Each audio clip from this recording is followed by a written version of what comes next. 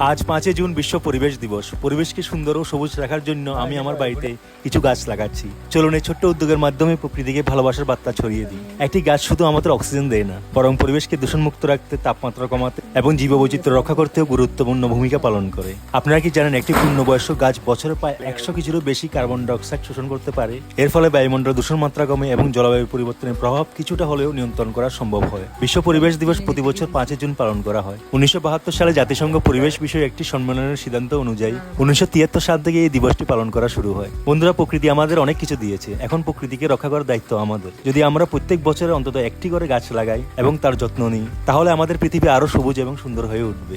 আপনার আশেপাশে পরিবেশকে দূষণমুক্ত রাখতে ছোট ছোট পদক্ষেপ নিন।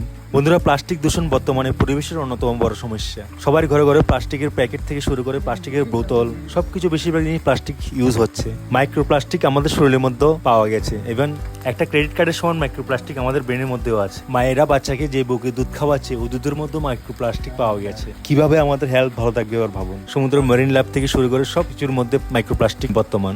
একটি সবুজ পৃথিবী গড়তে গাছ লাগানো এবং গাছের যত্ন নেওয়া খুব জরুরি। বিশ্ব পরিবেশ দিবসে আমার ছোট্ট সবুজ উদ্যোগ, একটি গাছ একটি সুন্দর ভবিষ্যৎ। আপনি যদি আজকে পরিবেশকে রক্ষা করেন, তাহলে আগামী প্রজন্ম একটা মুক্ত সুন্দর পরিবেশে বসবাস করবে। দেখতে পাচ্ছেন আমার বাড়িটা পুরো সবুজে ঘেরা।